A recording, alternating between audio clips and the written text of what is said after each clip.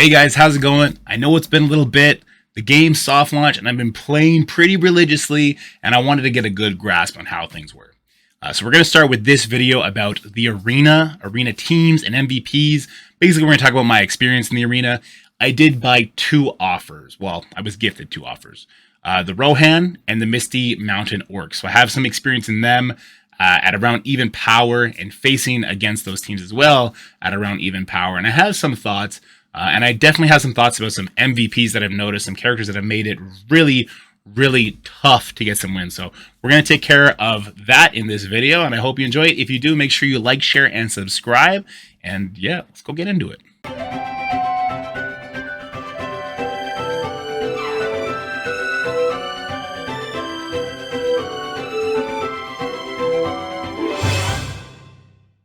All right, so here we are, and I'm going to be using the Rohan team at first. We're going to talk about them, but first we got to clown the hobbits. I know everyone's clowning on them. Here's one hobbit team that I was able to find higher up in the arena ranking. This was like a 1,000 punch-up or a 1,500 punch-up or something like that. This was a 7,500 team, and I think mine was around 6,000 or so. And I crushed them, and I was crushing them at all kinds of levels with all kinds of teams. The Misty Mountain Orcs were beating them just as good. The hobbits, they're just too squishy. Frodo does some damage, but the others just don't.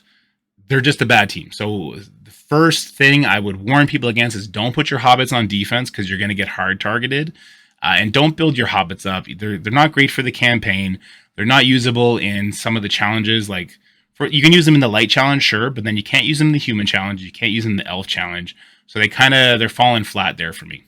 But as you see, the Rohan team doing very, very good. At a punch-up, we're going to leave with 3 characters healthy. There's a lot of synergy there that I want to talk about. And I do think there is a 3-piece Rohan trifecta synergy that I really, really like. And I was actually showing that in this match. Actually, I don't know if I was using the Hatchet Lady. But we're going to talk about that 3-piece right now. So let's talk about Lady Eowyn. I really, really, really like Lady Eowyn. I think she's good even on her own as a plug-and-play. So she's really fast with a speed of 169, and on her first turn, she's giving might, not just to one character, but to a few. Now, you do have to put some ability levels into her for her to do that, but once she does, that's an early might, and it's not a wasted ability. She's also calling in an assist from the highest damaged ally at the time. Now, this is really, really powerful as a plug-and-play if, say, you put her with one of the big trolls we see up there. So we see the enemy has Lady Eowyn. Now, that Lady Eowyn gave might to Bolg and to Strider, but it had gone to that Bruhu the Brute, and he does his special, which is his only good damage. That could be very devastating. That is him right there, what he's doing right now. That is the highest damage character in the game who's super slow and only has 1 attack ability. I really like that power couple between them if you're going to go that route, though I don't think Bruhu the Brute is worth it. And let's talk about that for a second. Bruhu the Brute is a failed character for me because he is the strongest hitting character in the game whose second ability is not doing any damage. So he's also the slowest character in the game, I should also elaborate on.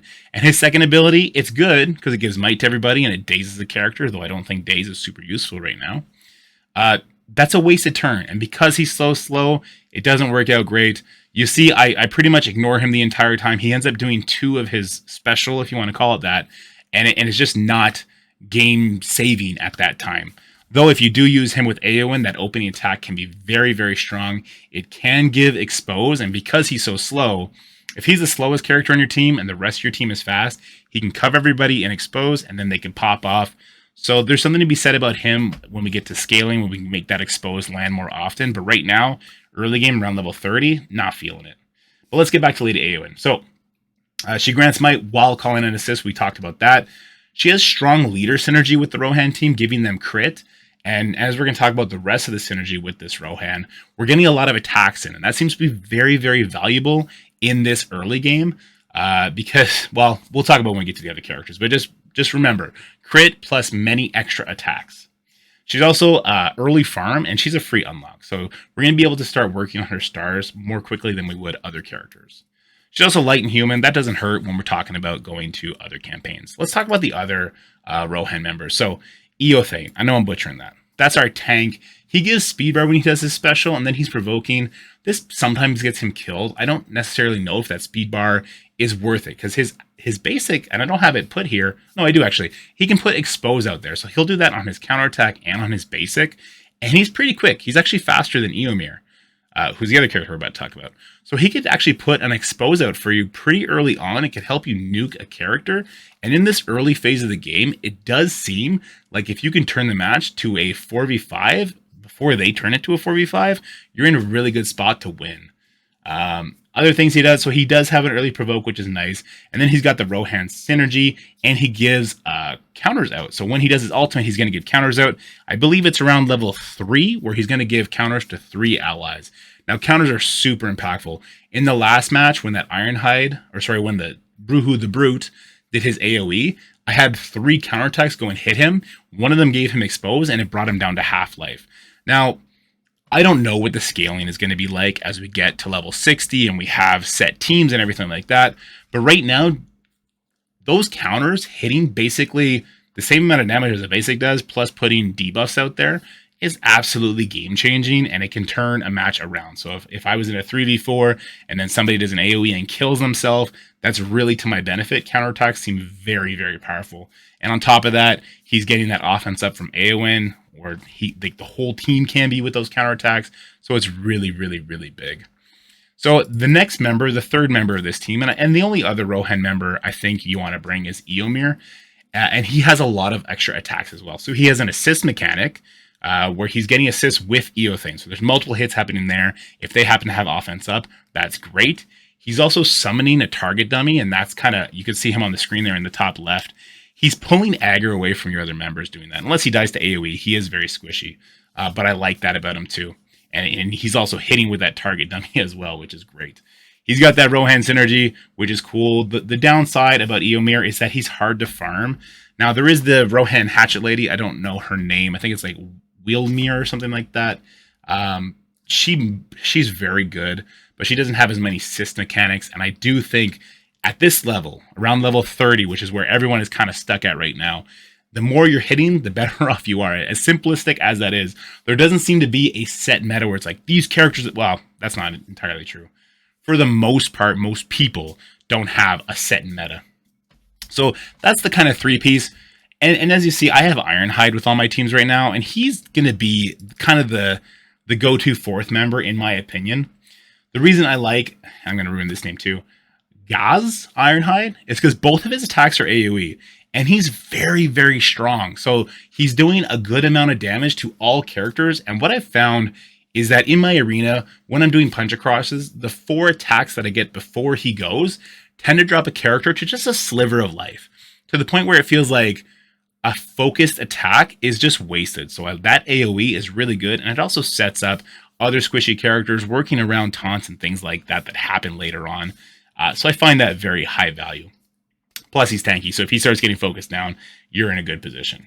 He's also farmable through the guild campaign. Now, unfortunately, he was bugged on a second node for an additional shard and in the later campaign, so it had that purple ability material. Somebody since narked on that, and now he's no longer there, but you can still farm him in chapter 1 of the guild campaign to your heart's content. You can use all your guild energy on him if you want.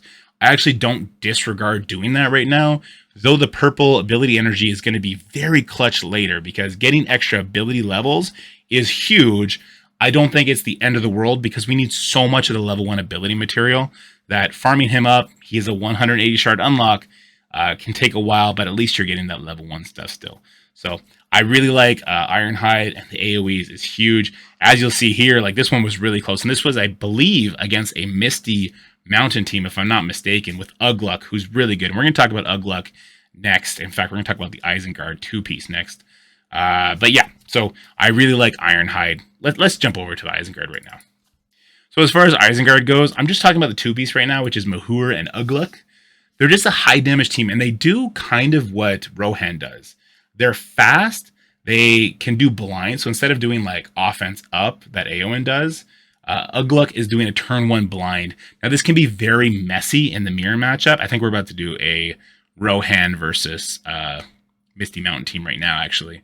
Yeah, so this is the Misty Mountain team. We got Bolg, Todok, The Troll Handler plus Brewhu with Ugluk. Now this was the Misty Mountain team I was using, and I switched over to Rohan. Let me quickly talk about that. So I switched over to Rohan basically because of the speed. And I found that if I was able to go first and turn to a 4v5, I was just able to win.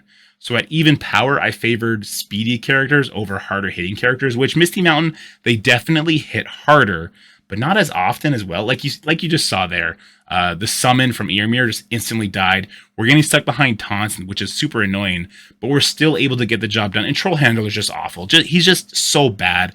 If you leave him alone and he summons the big troll on his third turn, by the way, it takes 3 turns to summon that, then you're probably going to lose. But even with all the taunting, it's very easy to kill that Troll Handler if we're not doing like a stupid punch up. So yeah, anyway, that was a weird aside.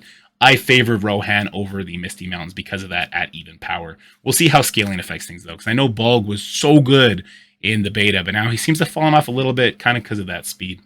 Back to talking about Isengard. So Mahur and Ugluk. So they're high damage and they have those tag team abilities on the ultimates.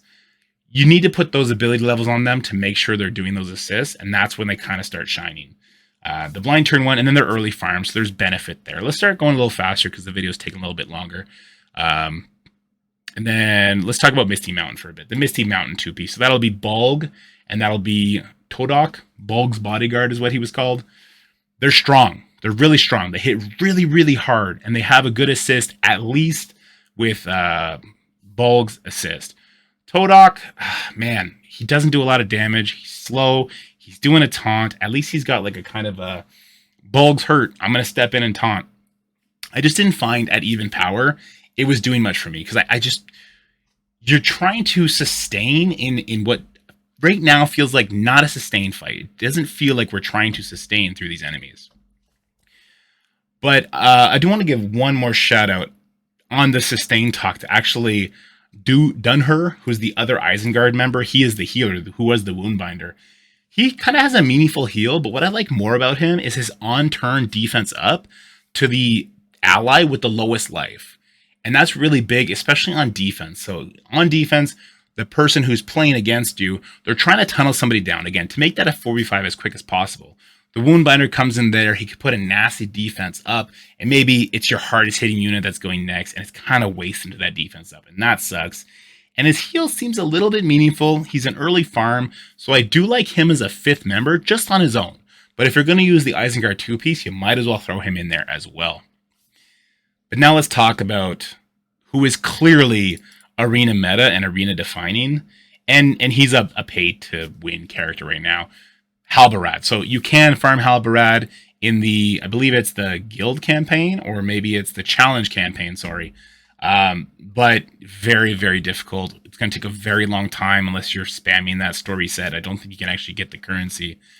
He has a couple of secret offers. I believe if you beat Light 3-9, then the offer pops up. I saw that in the Discord, but I also know Tauna had a video, so I'm not sure if Tauna broke that, and I just read it from somebody else. Make sure you go check out Tauna. He has a great, great channel for this stuff. But yeah, Halbarad, he's a crazy, strong tank, highest health in the game. He's not super slow like the other characters, and his ultimate, where he taunts, actually also does damage. And then his special puts out a big heal, and he gets a nice buff from that as well. He is definitely arena defining, and him with the full Ranger team might be the arena meta as we progress through. But yeah, I just wanted to share my experience with you. So what my my five-man team right now that I want, I don't have this yet. I want the 3-piece Rohan, so I want Eowyn, Eomer, Eothen, so the 3 E's. Ironhide, I think his AoE damage is pretty strong. I like that right now. If he gets the offense up from Eowyn, it's huge damage on everybody. And then Halbarad. I'll probably be picking up the Halbarad offer once I get there. I think that 5-piece is going to be very, very strong. It's fast, hits hard, it has a tank. Halbarad seems to be the only tank with a meaningful heal as well.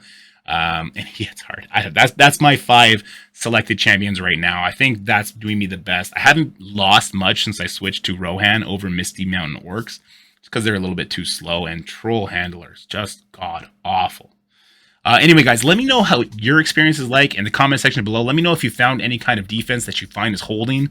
I don't know if we can see who's been attacking us or anything like that yet. I haven't actually looked into that. But stay away from hobbits. Stay away from those hairy feet.